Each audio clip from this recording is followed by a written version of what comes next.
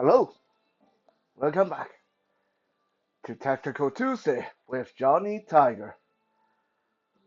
The date is July 16, 2024.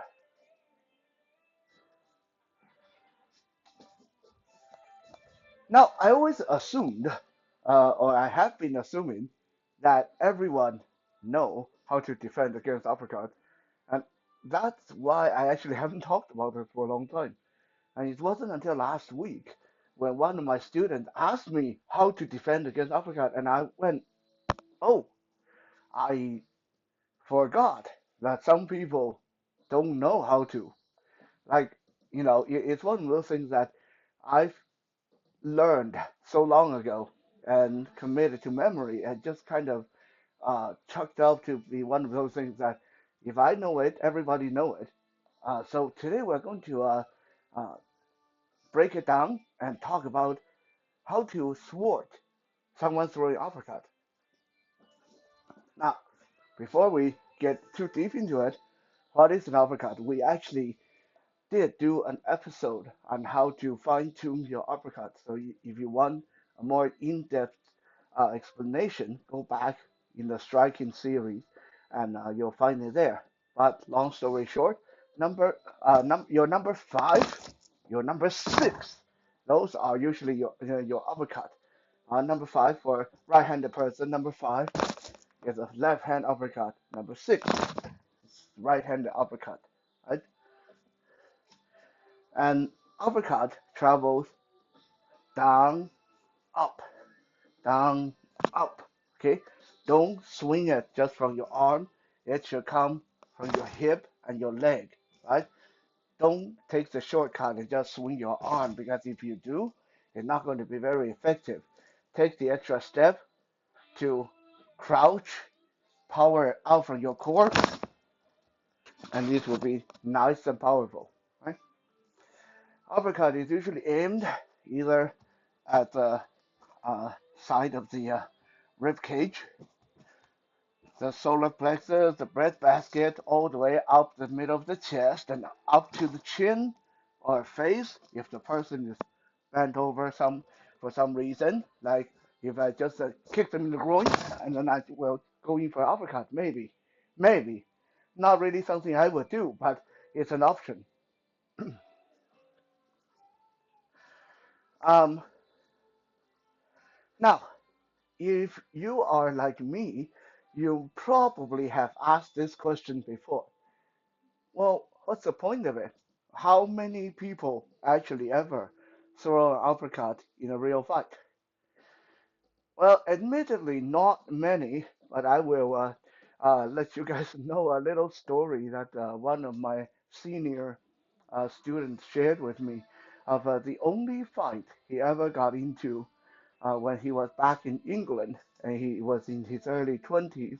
Him and his buddies they went to the pub, like young people going to the pub having a good night out, and his group and the other group got into a argument with each other.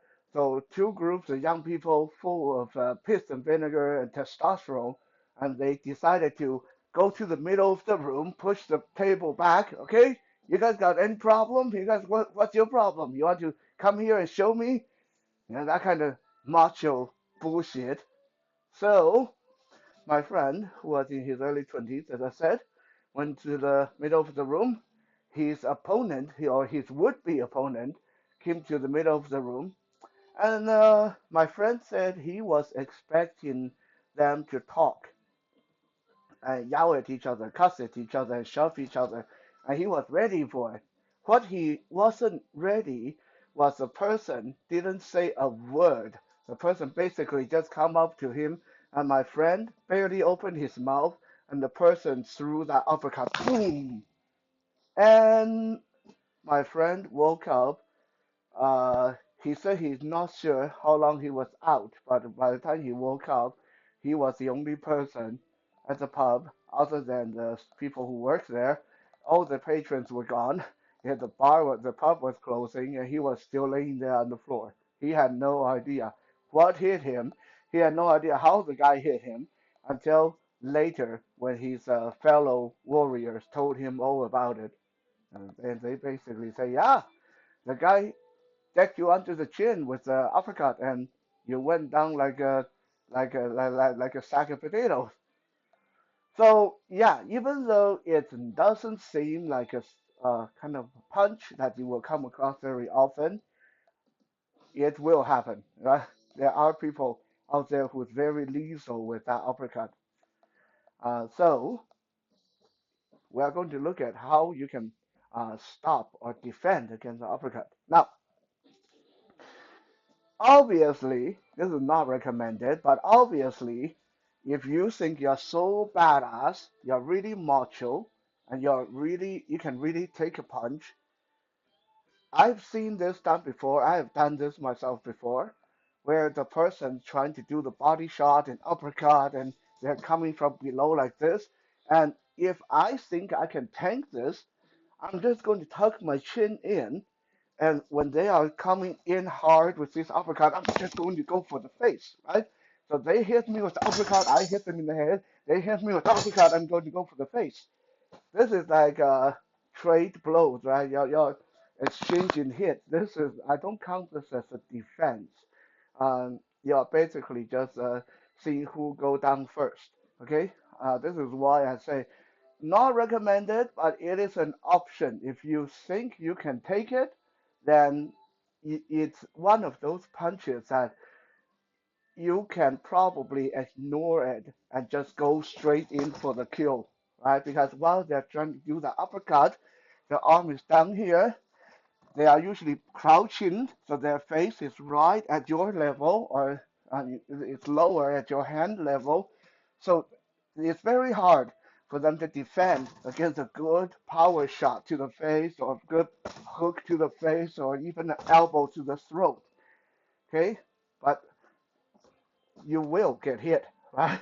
You will have to take the uppercut first. So how do we actually defend against this? There's five simple ways to defend the uppercut. Uppercut is one of those things that actually very easy to defend against. And we're going to go from the most obvious to the more technical ones. Okay? Number one, number one way to defend against an uppercut is to move back. Okay, you can. There's two ways to do this. You can either shuffle back.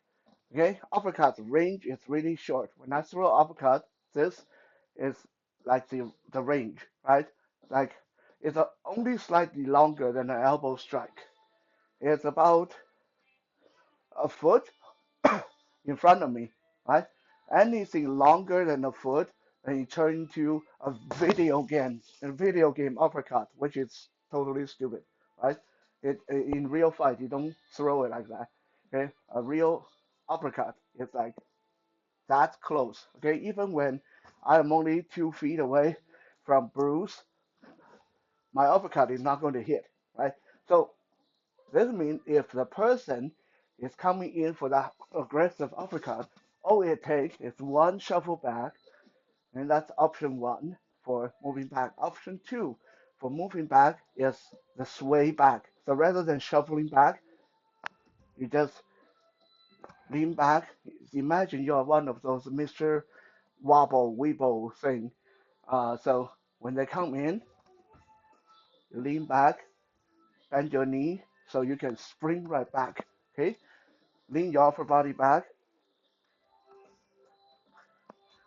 See, if I'm staying here, then his uppercut is going to get me.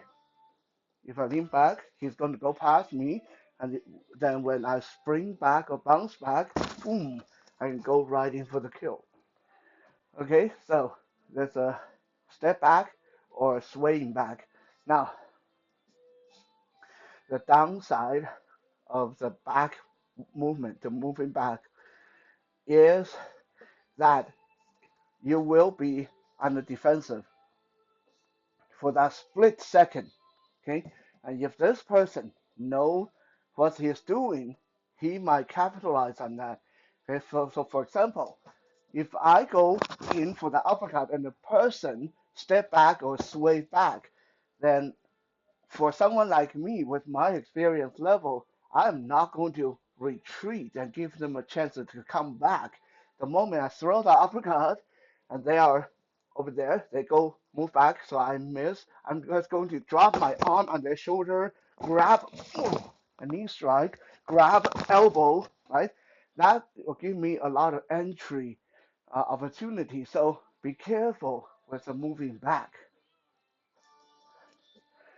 So obviously moving back has its problems. So let's look at our second option for thwarting an uppercut. For thwarting an uppercut, the second one is pushback. Okay, this one is very funny, especially if you do it to someone who's smaller than you. And this will only really work if the person's smaller than you. If the person is bigger than you, have longer reach, you're not going to make this work. This is not going to work, right? But if it's a smaller person trying to get in your face and throw that uppercut, all you have to do is put your palm against their forehead or face and shove them away from you. Keep them at full arm's length. And they're not going to be able to deck you with that uppercut. Okay? Bruce and I were about the same height, about the same reach. So it's a little like I would have to lean a little bit to extend my reach a little bit to stay out of the reach of the uppercut because if I stay at arm's reach, there's still a chance he's going to get me. Right? So the pushback works great, but only against smaller people with shorter reach. Number three, one of my personal favorite is a destroyer block. We talked about the destroyer before, and it's extremely useful for blocking all kind of punches.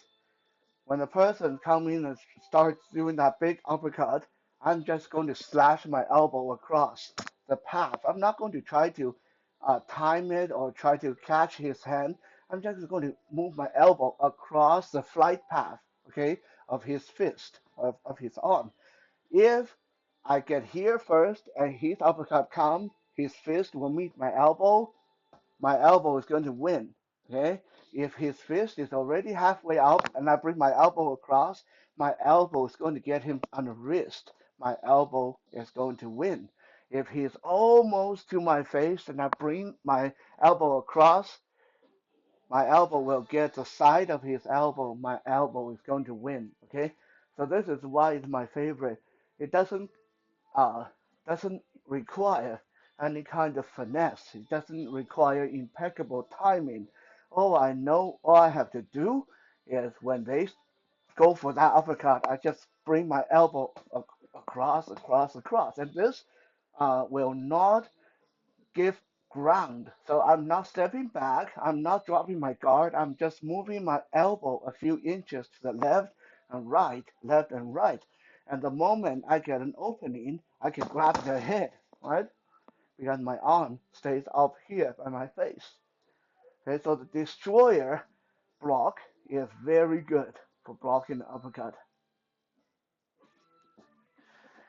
Now, um, the obviously, like everything else, there's a downside to the destroyer style block, which is if you're not careful, the person can push your elbow and turn you around. Okay, so be very controlled, be very precise when you move your elbow. Don't throw your weight into it and overextend because all it takes is me bring my elbow across too far, the person push my elbow, and now my back is towards them. Okay, I don't want that. Okay, so when you do your destroyer elbow block, move minutely, slightly. Don't overcommit. It doesn't take. You don't need to reach that far. Number four. Okay, now we are going to get to the more fun stuff, the more technical part. Number four, intersecting the uppercut. Okay, this one straight from Wing Chun, straight from the style of Wing Chun. The person coming in throwing the uppercut, all I have to do is drop my forearm down like a push bar on a door and grate it against their forearm. I'm not aiming for their fist. I'm not trying to stop their fist with my forearm. I'm trying to drop my forearm down to graze against their forearm. Okay? If you guys don't believe me, try this with a partner. Get the person to throw that uppercut, and when you see that coming, drop your forearm on their forearm. You don't even have to do it hard. You just put your forearm there, and that uppercut is going to stillborn in its track. I don't care how strong the person is, it's not going to come up. Okay, if I put my forearm down, the friction is going to kill that uppercut in its track. It's not going to hit me in the face. Okay, and also, of course, for someone like me who favors close quarter fighting, this allows me to lasso the arm, right? When they come for the uppercut, I drop my forearm down, kill their momentum. Now I have their arm, I add my other arm to the back of their wrist, and I drop my weight. Okay, bye-bye wrist, broken wrist, right? That's it. Of course, this one has its drawbacks too, because while you engage your forearm with their forearm, if this is a really good grappler, if this is a really big, strong person, they may pull you in, okay? They might end up pulling you to them, and now your arm is trapped, and they still have their other arm, they still have their knees and elbow, okay? So uh, you don't want to do this if the person you're blocking is a very good close quarter grappler or fighter.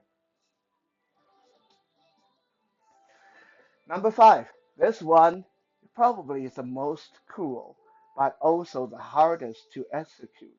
This comes from the Jeet Kune Do style by Bruce Lee. And this one requires you to redirect the momentum, redirect the uppercut.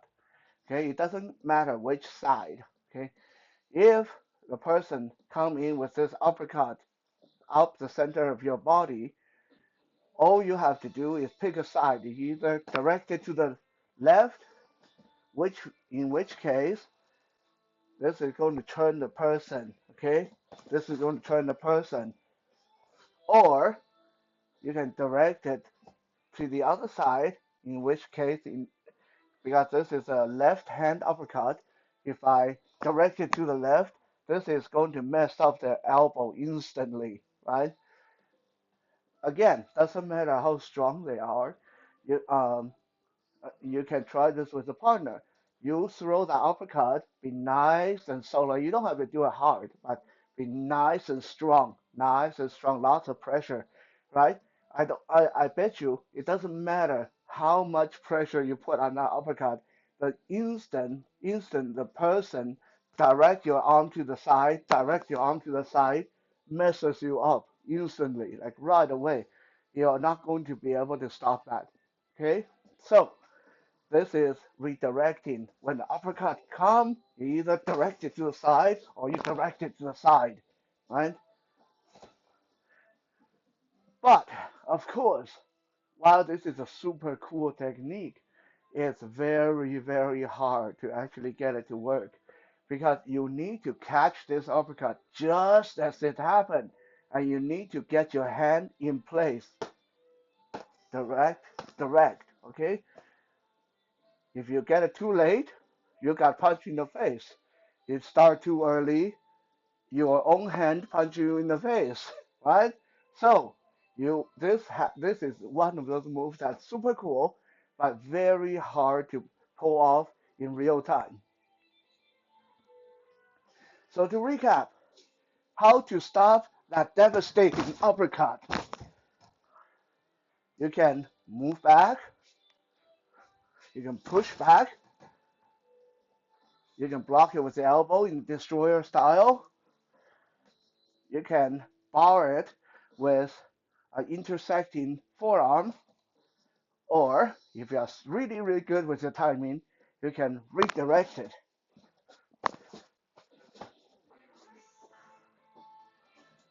Thank you for checking out today's episode. Hopefully, I'll have my voice strong enough to come back for Wisdom Wednesday tomorrow. I know I missed Music Monday and Soul Search Sunday, and mostly because it's been a crazy, crazy week. Crazy in a good way, just really, really busy. Uh, this last couple of weeks when I was sick, I really didn't do shit. So now that I'm back on my feet, there's so much catching up to do. Anyway, I'm not going to bore you guys with the detail. Glad to be back, and hopefully I'll see you guys tomorrow.